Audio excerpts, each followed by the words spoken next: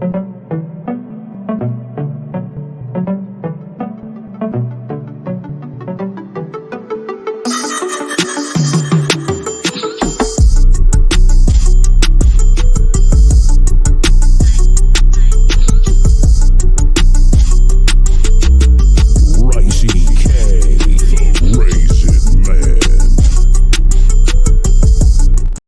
what's good, everyone, and welcome back to the new season of Knicks Jets Etc. podcast. We are officially back. We are in full action. We had a little siesta, let's call it, but we are back. Joint practice for Tampa Bay just happened today. I was there. We'll give you some insight into that practice, all the offensive line issues. We had two running backs come back today, Dalvin Cook and Breece Hall. So that was fun. We got training camp updates in general. We'll go over Hard Knocks and One Jets Drive. I mean, there is just Jets content all over the place. And of course, we'll end it here with the Tampa Bay Buccaneers preview and just how amazing it is to finally be on the other side of these joint practices. One, that they're over, but two, just to be the actual good team and not the terrible team. So we'll get into all that. But Greg, what are your thoughts here on, because we're trying to move on here, right? It's time for the season. Sure. So what are your thoughts here on just the offseason hoopla with the Hall of Fame game? And then we had the preseason, right? The official first preseason game with the Panthers. No Sam Darnold anymore, thank God. So we don't have to worry about that. we did see the young quarterback in Young. So some interesting stuff there. Brian Burns did kill us. They have a new coach over there. What are your overall thoughts about, the first two games so far and the Hard Knocks and the One Jets Drive documentaries? Like, what are your vibes right now before we get into Dalvin Cook and Breece Hall, the running back rooms, the depth chart, offensive line issues, all that stuff? I would say, to sum it up, the vibes are immaculate.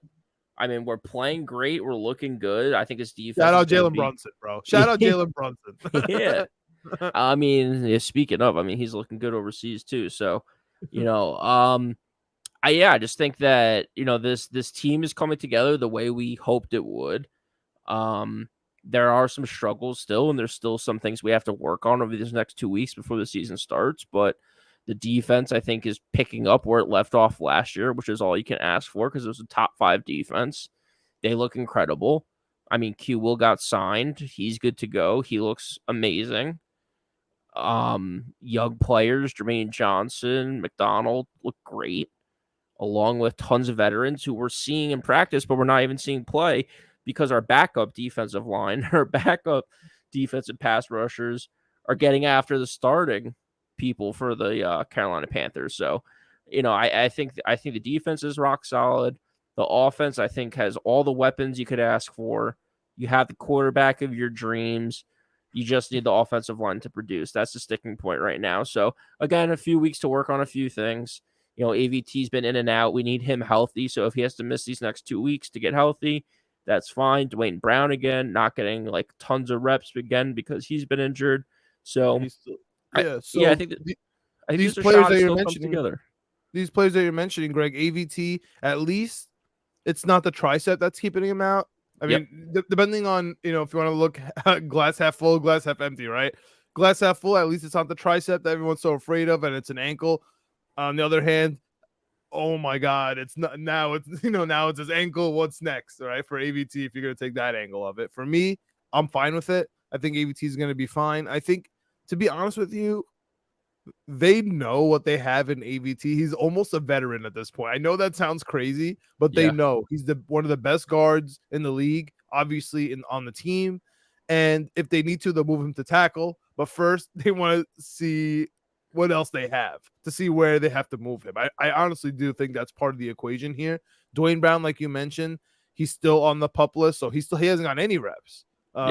So we're waiting on that. And Lincoln Tomlinson today was in shorts at practice. So those are the three cornerstones, really, if you think about it. Those are the three players that we kind of have locked in, right? So let's just jump right into it, and let's talk about the tackle spot. right? Because you said the offensive line is a sticking point. It's definitely where Hard Knocks is pushing right now with the offensive line issues. Because One Jets Drive is not going to talk about anything negative, right? The propaganda show. But we even saw Coach Saleh kind of, I thought was pretty interesting, where after week 1, it was the question of who's really coaching the New York Jets. Is it Aaron Rodgers, or is it Coach Saleh, or is it Hackett, or what's really going on? And then by week 2 episode, Coach Saleh is lighting up everyone, Yeah. in the room, especially the offensive line. So let's stick to the offensive line. We'll start on the tackle position. Definitely the most controversial spot right now for the New York Jets.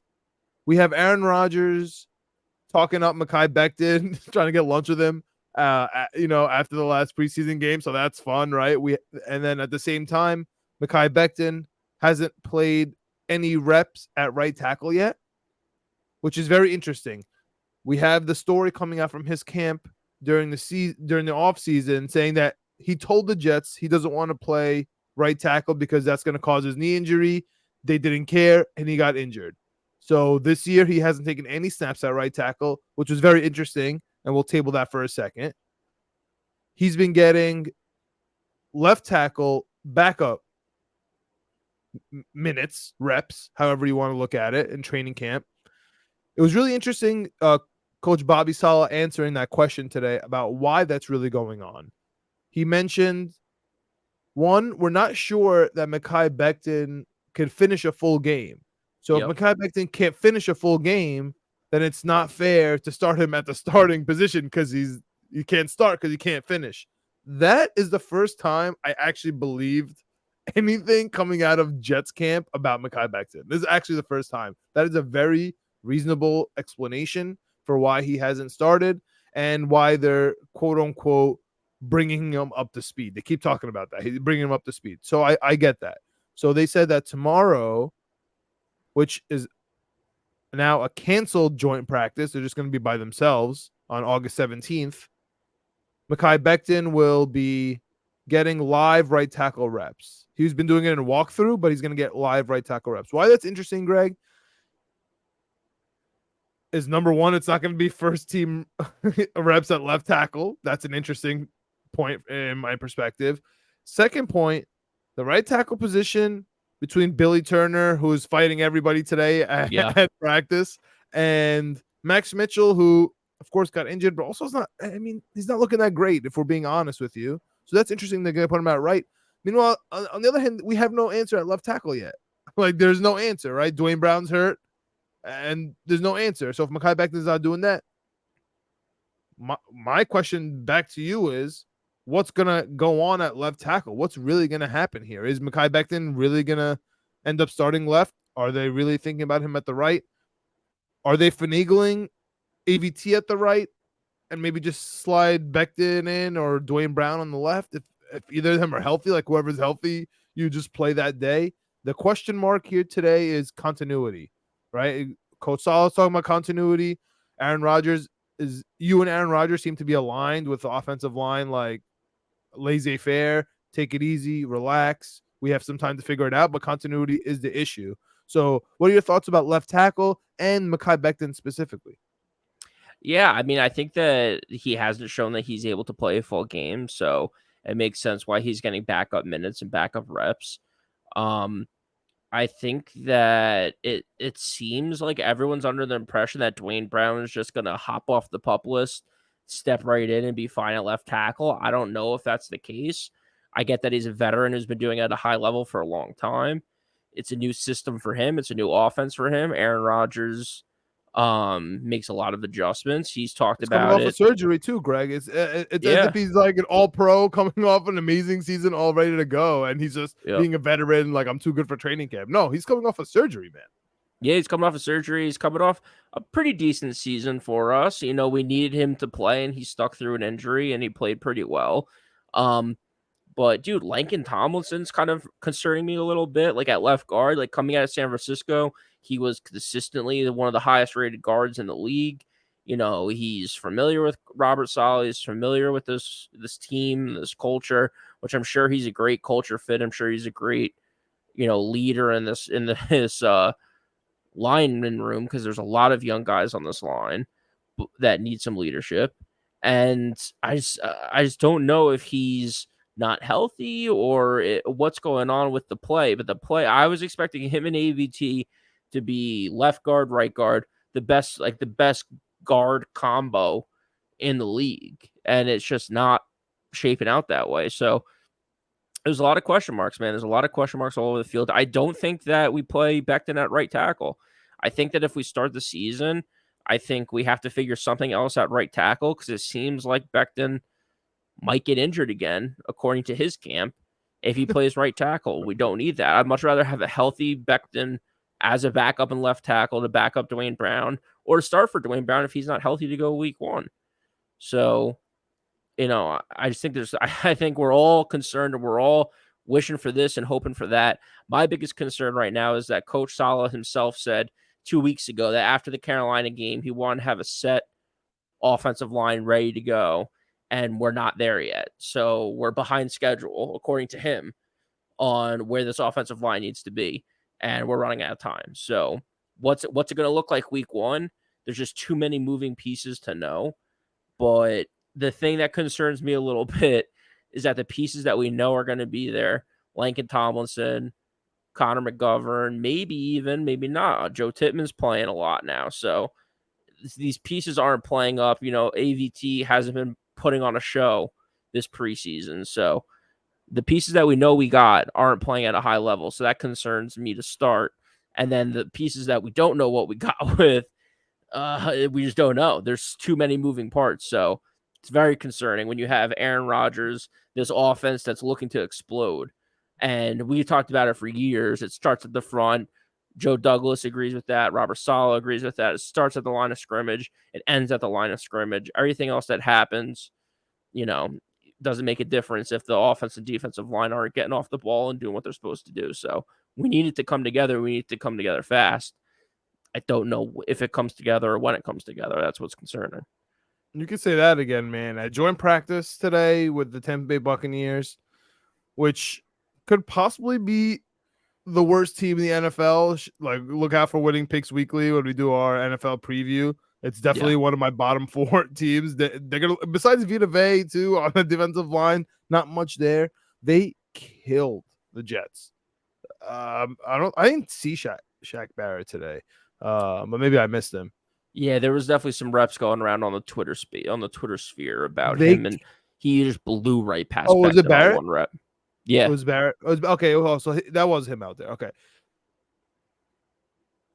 Greg, they mauled the Jets offensive line, and it started with Turner and Mitchell.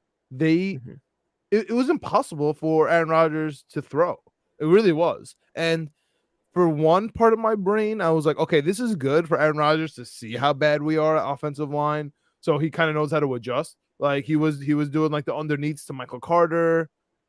He was doing the quick routes out to like the tight ends, and then he had like the go route to Garrett Wilson. It didn't even look like he looked. Like he looks like, I'm gonna throw here because I know Garrett and the rush is coming at me, so I got to get rid of it. And that was a nice throw. Zach Wilson kind of had that too.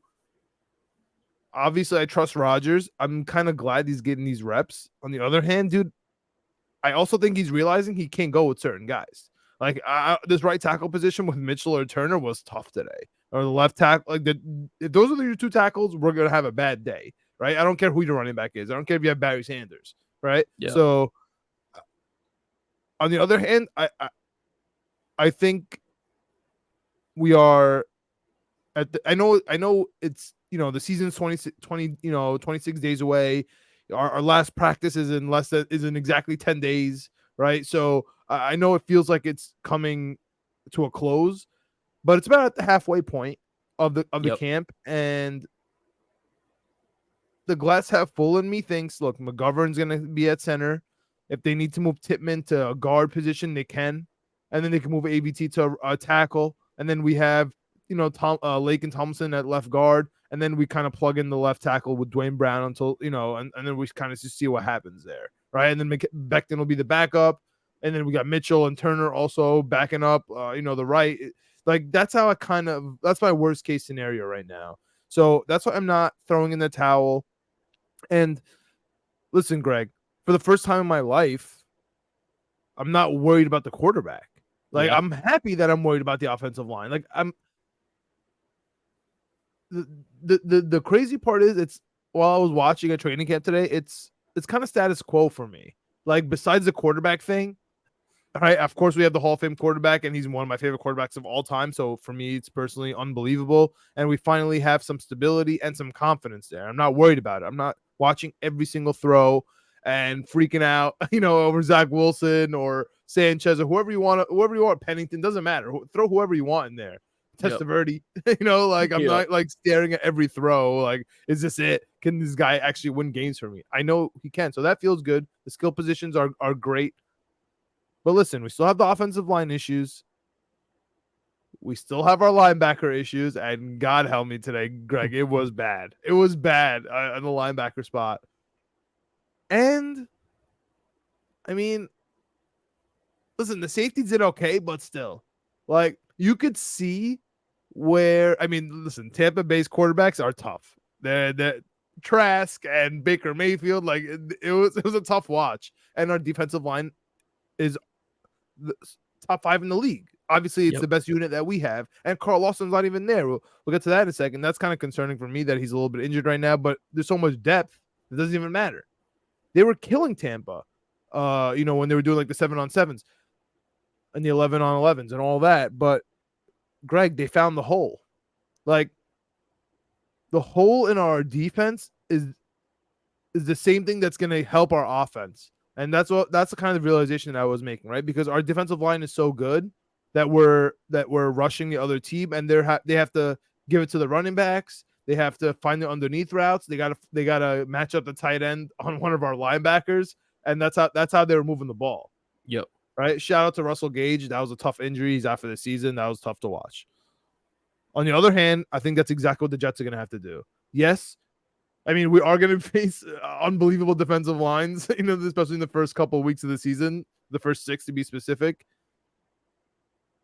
And we got the Bills. We have a tough defensive lines, but in my perspective, we're going to have to be looking at our tight ends, on our underneath routes, on our running backs to catch out of the backfield. Thankfully, they're good, right? Thankfully, we can do the wide receiver, the screens with McCole Hardman, with, I don't really trust Lazard as much as I should, but Garrett Wilson. I don't know. Lazard kind of gives me weird vibes, but yeah, Conklin, Uzama, there's some good options.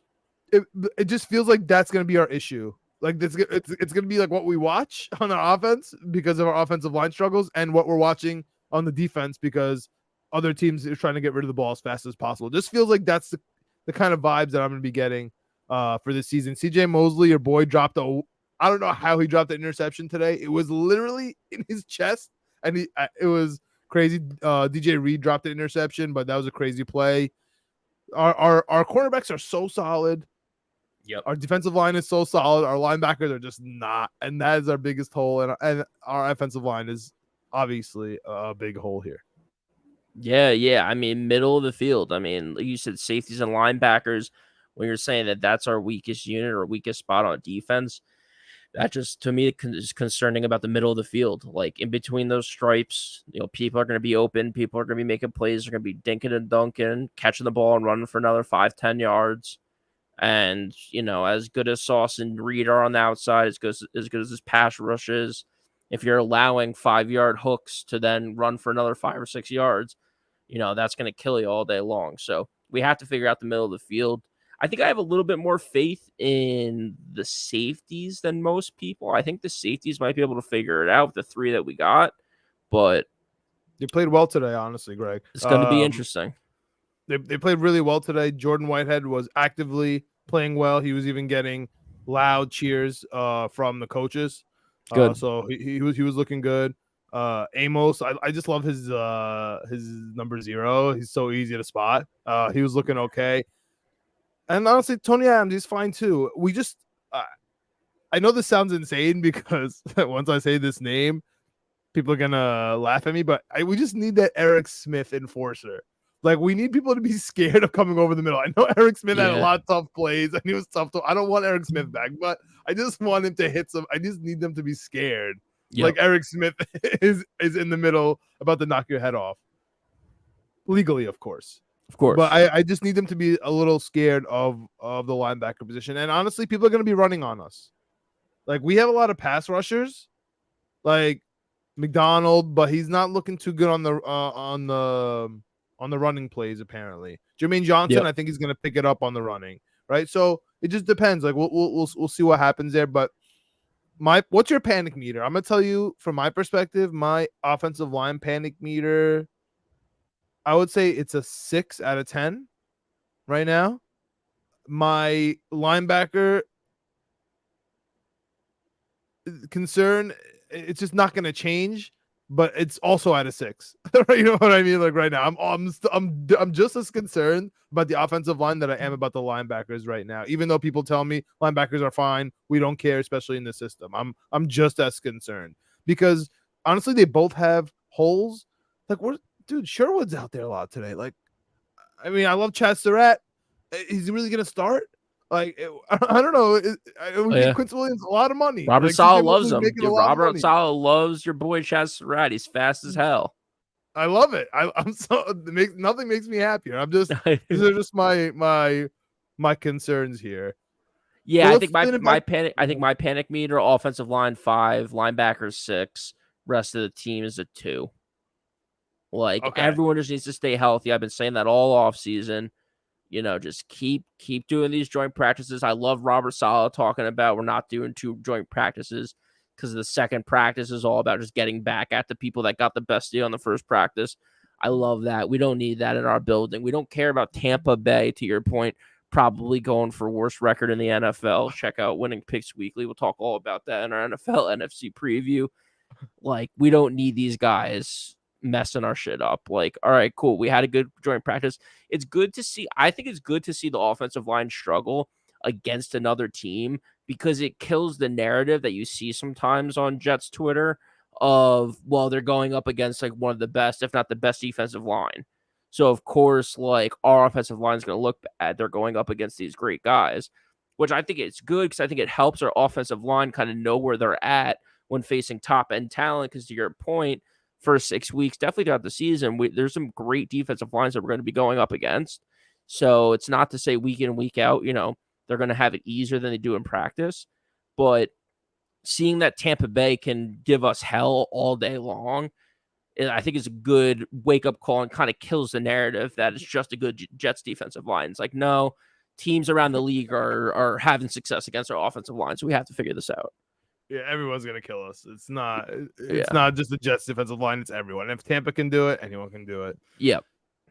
I agree with you, but let's go to the you said you were too concerned about everybody else, and that's probably has something to do with our boy Dalvin Cook coming in to the picture, and at the same time, Breece Hall also came into the picture today. I thought that was extremely interesting that they both showed up on the same day. Dalvin Cook later the day, he didn't practice, but he did show up later. Breece Hall was practicing. He was there. Didn't really go through too many drills, but he was there dressed like he was running. I love that the Jets crowd gave Breece Hall love and then gave Dalvin Cook love.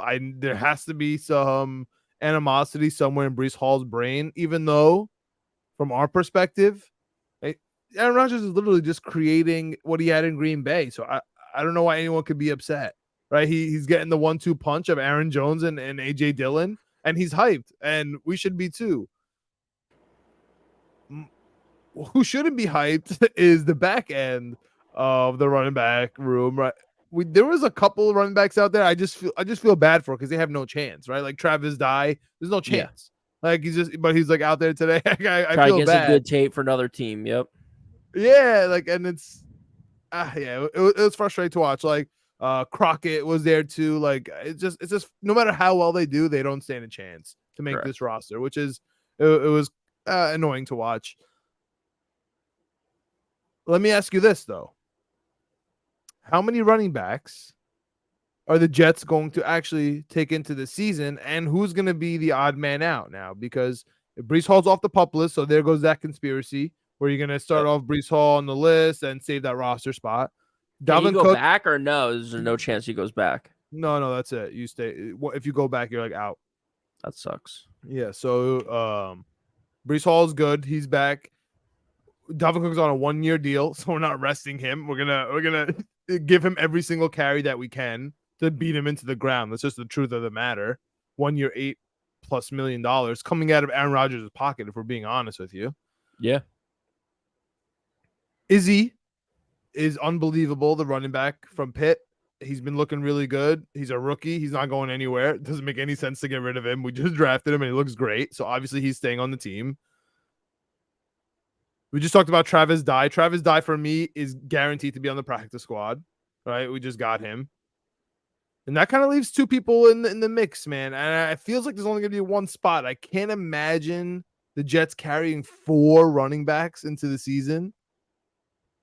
But they are, because it's definitely not going to be 5, right? So if it's Cook, if it's Breece, if it's Izzy, I don't know how you could also carry Bam Knight and Michael Carter.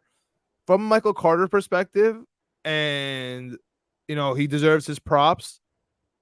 Aaron Rodgers is connecting with him a lot in training camp, especially on those underneath routes. Whenever he needs to be bailed out, he's giving it to Michael Carter. On the other hand, I'm always the first person to say Michael Carter is a tough watch on third down, especially when he's picking off the blitz. But if I'm being fair, I've been watching, the Jets Twitter sphere pull out tape of Dalvin Cook from last year. I've been seeing, the negative numbers about Dalvin Cook, because if the Jets make a move, it's negative, right? If they went to Miami's going to be the best team ever. If he goes to the Jets, it was a terrible move, and the Jets are creating the Vince Young dream team on the Eagles. I've heard it all.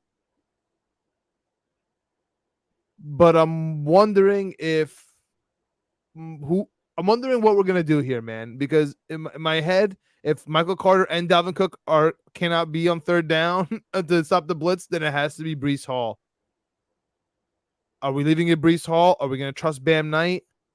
What's the back of your running back chart look like? Is it Michael Carter? Because in my perspective, Michael Carter, if you let go of him, if you cut him, he's gone. If you cut Bam Knight, you could maybe sort of convince him to be on the practice squad again. For me, if I'm him, that's a tough look. I was a practice squad last year. I killed it. I moved up, and now I'm going back. That's tough. No matter what I do, you're going to send me back. I don't know. That's kind of my perspective. What's yours? Yeah, I think you keep Michael Carter, and whatever happens with Bam Knight happens with Bam Knight. It sucks because he was incredible for us last year. We both loved him and touted him coming into the season. And, back half of the season, I think had a great couple weeks. So it's tough to say, but I think Michael Carter, you just have too much. I think you have too much invested in him. He had too many flashes where you're like, oh, there's something here. There's obviously some low lights with him. He didn't have the best season last season, but it wasn't the best team last season. It just, to me, it shows that's how good Breece Hall is, that he was able to make home run plays, offensive rookie of the week. He was on pace for offensive rookie of the year. He was leading the league in, countless rushing categories. And then he gets injured. Michael Carter comes in, and you're like, well, this team isn't that good. So obviously Michael Carter's not going to do well. It's like, well, Breece Hall was just doing it 3 weeks ago, and he was looking incredible. So I think that to me shows you how good Breece Hall is. And that's why I just want him to be healthy for the next 10 years.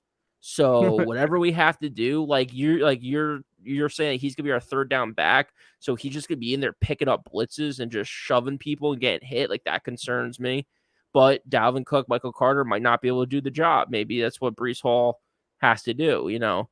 I think that Aaron Rodgers can support 2 good running backs. I think that Dalvin Cook has been injury prone for the last 5 years, so him playing a full season, I don't see it.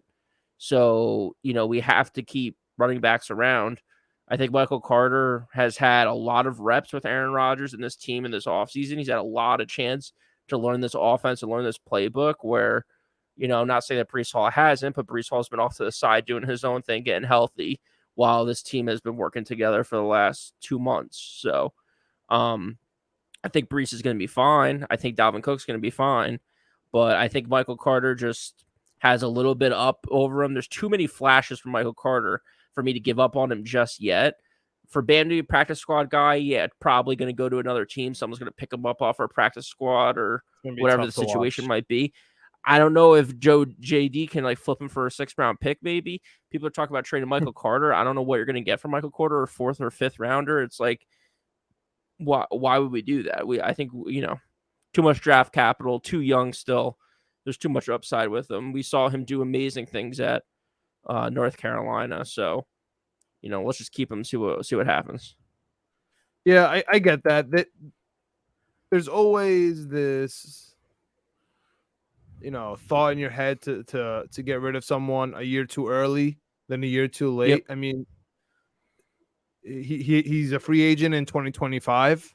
I doubt we're going to re-sign him. However, Michael Carter, is it worth just? Yeah. But see, that's my thing. Is like, who says why do you doubt we're going to resign him? Dalvin Cook's going to be gone by then. Well, I doubt. Well, we're gonna Breece Hall is still gonna be there, and nobody pays running backs. So if we drafted him and we're moving him down to 3rd string, and we're talking about whether he's gonna make the roster or not, I just don't see us repaying him, re-signing him on a nice deal in 2 years. So that's the question mark, right? Like, do you try to get rid of him? But in my opinion, when you have a window that's 2 years right now with Aaron Rodgers, you keep him for 2 years, right? I think that would be the outlook on that. And then it kind of, I know we moved on from the O-line, but it's kind of in the same vein as Mekhi Becton. Mekhi Becton is shorter, right? He's going to be a free agent after this year, and we're not picking up the option that's already gone. We're not going to re-sign him if we're being honest. Yep. So the question is, if he's going to be benched, is it better to have him as depth? Is it better to have him at right, even though he's disgruntled and he might get injured, according to him, or just get rid of him for a 4th or 5th round pick, at least just to have the asset, right? There was the rumors that came about Bakhtari, the left tackle from Green Bay, Aaron Rodgers' friend. Yep. Listen, man, I'm going to be absolutely shocked. I'm going to be more shocked if the Jets trade for Bakhtari than us getting Aaron Rodgers. And let me tell you why. If the Green Bay Packers agree to make another trade with the New York Jets and give them another player, from their team, and in turn make their franchise quarterback less healthy or more prone to get injured because they're getting rid of their left tackle, right? And if they add Becton in there, I mean, there has to be some concern. And we're going to get robbed.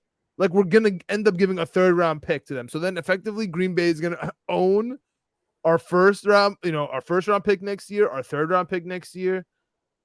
And that's going to be tough for them. Plus, they have a $20 million dead cap charge this year and a $20 million cap charge next year if they trade him. It just seems tough. It just seems like it's not going to happen, even though we have extra money from Aaron Rodgers. It seems unlikely. So I don't think we're going to trade Becton. I don't think we're going to trade for Bakhtari. I do think Becton may be traded, though. And I guess the more we talk about it, I could see us trading Bam Knight instead of trading Michael Carter. But how would a team, just to avoid waivers, I guess they would trade for Bam Knight. But I can't see anything more than a 6th or a 7th either. Yeah. Yeah, to your point about the running back market going down on contracts, is obviously going to go down in turn with draft picks. So you're not going to get anything great for any of these guys. Yeah. So I guess the last thing we want to mention here is the Tampa Bay preseason preview, right? Yeah. I mean, what do you think? I mean, I think my feelings about Todd Bowles have been pretty clear since day one. He's been a terrible coach. And then once he had one good season, it was make fun of the Jets time and how the Jets are incompetent. And now it's back to Todd Bowles. He's on the hot seat again. And Baker Mayfield is his quarterback, or Trask. I mean, it's going to be tough for him this year. But besides all that, what are your thoughts, or what are you looking for the Jets' 3rd game of the preseason, but officially week 2 of the preseason? There's only one game left, and that would mean this is the dress rehearsal. Yes. I don't know how this could be a dress rehearsal if we don't have an offensive line and we're actively talking about that as a team, on Wednesday and going into Thursday. Meanwhile, the game's on Saturday. So I don't know how it's a dress rehearsal, but I will go back to the beginning of this podcast when I mentioned it's so nice that we're not living and dying by every snap in the preseason because our veterans aren't playing because honestly, they're too good to play in the preseason. Yeah. Like Aaron Rodgers, it's okay. He doesn't need to play. Breece Hall, it's okay. Dalvin Cook, it's all right, and I'm excited to see Aaron Rodgers, man. This is Aaron Rodgers' debut. He has to play. This is it. He has to play. We had to join practice with Tampa. He's familiar with them. He knows I exactly don't what he's think he's going to gonna do play. against them. You don't think he's going to play? No, I think he's saving it for week 1. No way. You don't think Which he's is going to not play? good. I I don't like it. That would be shocking for me. Yeah. I think there's a good chance, dude. I think there's just too many question marks. Like if we had an offensive line figured out and they were playing good and we were confident, I don't think we risk Aaron Rodgers getting hit by someone on a blown up play with a lineman that's not playing good at a preseason game. Robert Saleh has talked about, he's talked about throughout the offseason about Rodgers not playing until the regular season. Rodgers has said that he's willing to play whatever. He's okay with the preseason. He's okay with week 1. It's going to be interesting. But I think it's Zach Wilson starting this game with probably the starting offensive line. I don't think, but minus Dwayne Brown. But I think Lincoln Tomlinson's back. I'm hoping AVT's back. I don't know if that's the case or not. Because to your point, week 4, traditionally now everyone's kind of benched. So maybe we saw the last of them this preseason. I don't know. But, dude, the big thing for me, you kind of asked about it a little bit ago about, like, what am I looking for in this game? I can't believe that we're 35 minutes into a podcast going into a Jet season, and we haven't talked about Zach Wilson at all. I mean, what a change of pace from the last 2 seasons where all we talked about was Zach Wilson. All we talked about is, this throw looked good, this throw looked bad. He didn't play good here, he played good here. And now it's all backseat. It's all preseason, and he's looked good. I thought last week's drive against Carolina at the end of the half showed me a little something. And obviously the practice throws look good, but in the live action, first half of that game, going down the field, not doing so great scoring the ball with touchdowns, but getting us down the field so we can kick some field goals when it mattered in this, going into the halftime. 2-minute opportunity, minute 45 left with the ball, drove down the field, went 5 for 5, got us into the red zone, ended up getting us into the end zone to your boy Kenny Yeboah. I'm just excited to see more Zach Wilson. I think a lot of people wrote him off. I think you and Alex wrote him off. I said that I think there's a shot with Aaron Rodgers. I'm not out on Zach Wilson, and I think that it's already showing 2 months into this Aaron Rodgers experience that there's a little something here with Zach Wilson. Let's be clear. I was out on Zach Wilson last year, but once November hit of last year, when I was already had my sights on Aaron Rodgers or Jordan Love, I was ready for Zach Wilson to hang out behind either of them, either have a competition with Love or learn behind Rodgers. Once Rodgers came, I was hyped for Wilson. Yeah. This is the perfect scenario. He can do no wrong. Even if Zach Wilson comes out and throws 4 interceptions and a half, right? Like he likes to do sometimes. Aaron Rodgers would light us up. Like if the media like killed Zach Wilson after a preseason game or something and he did bad, Aaron Rodgers would come out and absolutely abuse everyone. And so that's why it wouldn't happen. There's now a real adult in the room. For example, that's Sean Payton's news, right? Sean Payton came out, talked smack about Hackett. Coach Saleh didn't want to say anything. He's like, I don't want to say anything. Coach Payton can say whatever the hell he wants. That's a direct quote, right? Yep. Hackett kind of just talked about from his perspective, right? Like he kind of just let it go. Aaron Rodgers came out. He said, that was disrespectful and keep my coach's name out of your mouth. Like he put his foot forward, and then Garrett Wilson was able to kind of piggyback off that and wear his quote unquote Gilligan hat. I don't know. that might be the whitest name for a bucket hat I've ever heard in my life. Yeah. Gilligan's Island. Dude, what the hell is this guy talking about? Yeah, it's a Gilligan hat. It's a tough name. All-time troll job by Garrett Wilson. So that's all because Aaron Rodgers, man. Like, he's the one taking the lead. So from the Zach Wilson perspective, he has a big, nice shield around him. And that shield is Aaron Rodgers and his rings.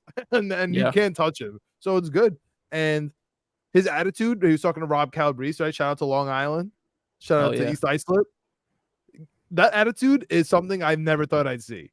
Like, we don't want to be stressed about football. Like, this no more. We're having fun. Football is fun. I mean, like, that from the guy last year who was literally so mad and so scared and so agitated after every play, after every loss, after every game, even when we win the games, just bad. You're talking about how the vibes are immaculate. It was the exact opposite. Even when we were winning games, like we were winning games, and people were still going nuts. So the vibes are different. Maybe shout out. I mean, obviously shout out to Aaron Rodgers, but maybe shout out to Hard Knocks. Maybe shout out to One Jets Drive. Maybe it is helping as much as everyone was scared of it. Everyone hated it. Do you have thoughts to wrap up this episode about the Hard Knocks episodes? We're up to number 2 about One Jets Drive. And do you think it's interesting that One Jets Drive is starting an hour before to lean right into Hard Knocks? I think that's hilarious that they programmed it like that. Yeah, I think it's been awesome. It's been very cool to see both. I think, shout out to the Jets production, One Jets Drive. Like, that's like a really recent thing. Hard Knocks has been going on for a decade plus now.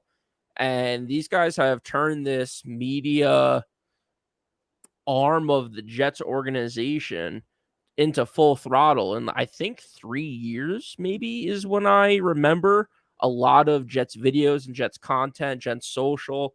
All the people working on this stuff is incredible. And there's a lot of people, if you watch the credits at the end, working on this stuff. And dude, they're doing a great job. I loved the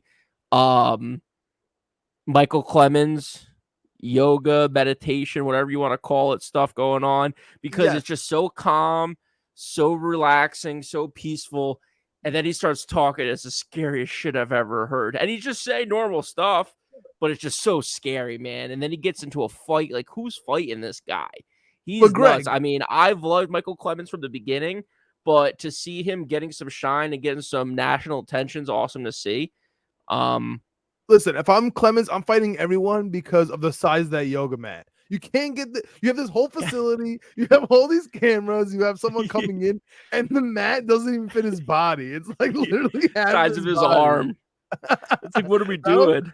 That was actually what was frustrating me. And speaking of fights, I don't know if we mentioned it. I know, kind of going back here, there were so many fights today, man. Yeah, there were so many fights to join practice. I've only been, this is only my second one I've ever been to. The other one was Green Bay, when I was just so excited to watch Aaron Rodgers. I just wanted to go watch Aaron Rodgers. And he killed us in the preseason game and he embarrassed us. That's why I was so happy to be on the other side of this finally, because we embarrassed Tampa Bay. Like, it was so clear who was the better team.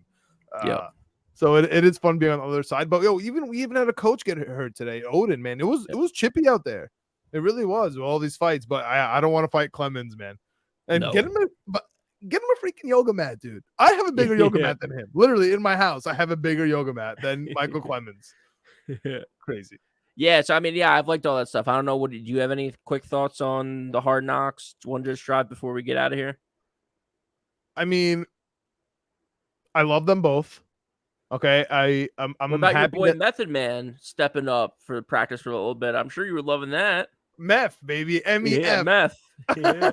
I mean, shout out to him. Shout out to Staten Island. But I didn't know he was a season ticket holder. He said he got seasoned, so that was cool. I just thought he showed up to certain games, so that's really cool. True. Man's he's a G. We all know that. Yeah. But everybody talked about how this is gonna be the biggest distraction, how the Jets don't want it, how it's gonna make them look bad.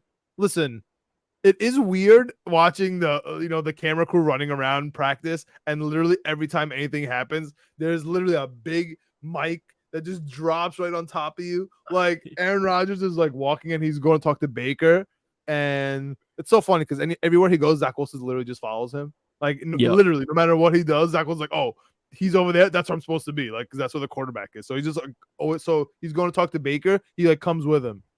Yeah. And then all of a sudden they're talking, and I just see a big mic like right on top of them. So it is very invasive. Like it's like I get that part, but for me, the only negative thing it's doing is creating media hype, like general national hype. That for me is just bad. But I don't know if that's just my dumb gambling brain. Honestly, it really is my like it could be my dumb brain. Like, oh, everyone likes it, therefore it's gonna be bad.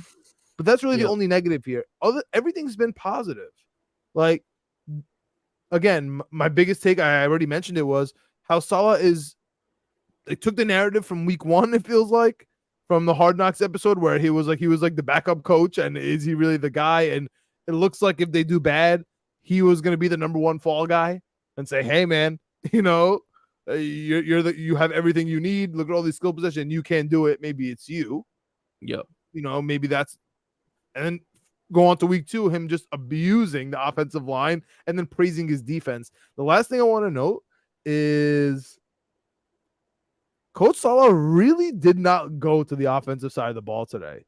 He was really hanging out on the defensive side, which is really interesting. He really did give me for the first time ever, and I don't know if this is like my, again, dumb brain, like connecting dots. He gave me Rex Ryan vibes for the first time today. Like, he has the screaming, at the offensive line. His offense kind of looking weird. He's kind of giving his whole offense to the coordinator and the quarterback, and he's hyping up the defense. He's complimenting them anytime he has, and it's an elite defense. Yeah, and he's kind of making it. That's my thing. It's kind of weird. I feel like it's kind of he's really becoming Rex Ryan, where he's going to hold down the defense and he's going to be accountable for the defense, and it's a good place to be in because the defense is amazing. And on the other hand, anything offensively, he's just going to blame on the quarterback, or not out loud, of course, but it's going to the shift is going to be towards Hackett and towards Rodgers and towards the skill positions, in my opinion, right? It's going to be like, Corey Davis, is he healthy? The running backs, are they healthy? They spent all this money, right? It's $15 million to Corey Davis. It's $8 million to Dalvin Cook. Those are both 1-year deals on injury-prone players. That's just the reality of the situation. You know what I mean? Both of our tight ends, they get hurt. Like our offensive line is all hurt, every single one. So that's the reality, right? When you want to really, look at it with a magnifying glass. So I just thought it was really interesting how Coach Salah is kind of cementing his way into the league. He's not just that jack coach that plays golf. He's now setting a name for himself, and in the national media, like everybody's watching it. Everybody's watching Hard Knocks. Everybody's seeing him. Everybody knows who it is. And I really, really love the fact that there's no big in-depth into players that get cut.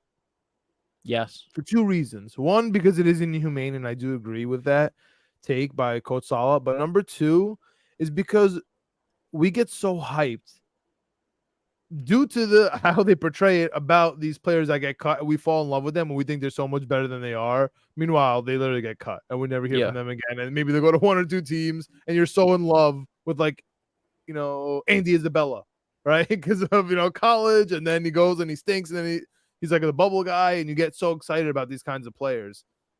Next episode, I do want to get into the 53. Yes.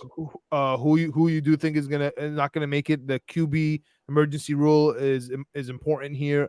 I do think maybe the punt return rules, the kickoff return rules make it interesting as well. So I do want to get into our next 53 for next week's episode. We'll have the Tampa Bay recap and the Giants preview. Of course, we'll talk more training camp. I'll be at the last camp of the year, so that's exciting. That's it for me, man. I mean, we are about to get into Jet season. During the season, we're gonna have, as usual, our Wednesday preview, and then we'll have the rapid reaction after the games. Sometimes you're gonna have to wait a little longer if I'm at MetLife, but it is what it is. Sometimes you'll get me screaming like after the Green Bay game. So it's a hit or miss. Yeah. I'm really excited for the week 1 Bills. But I can't even think that far yet. Right now, we just got to get through these 2 preseason games, see how our offensive line's looking, actually watch Breece Hall play, actually watch Dalvin Cook run. And let's see what's up, man. I'm excited to see Irv Charles and Brownlee, and Bam Knight. Those 3 skill positions, I'm excited to see what's up. And from the defensive side, the cornerback from LSU, Bernard Converse, I hope he gets some time.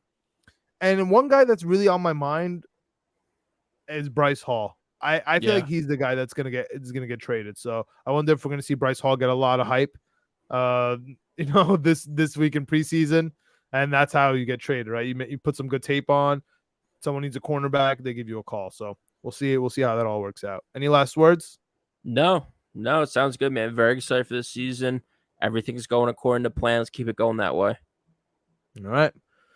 You guys know what it is. If you're not listening, if you're not subscribed and you are listening, you're just a bad person. So like, subscribe, give us that 5-star review. We're on the YouTube at Knicks Comment, Jets Comment, ETC. We're also on Spotify, Apple, Google Play, Amazon, anywhere you listen to your podcast. We're also on the Fan Side website on Jet Press. Hit us up there. And that's it, man. JETS, Jets. Go get your white jerseys. Get ready for week 1. Oh, man, 26 days. Let's go.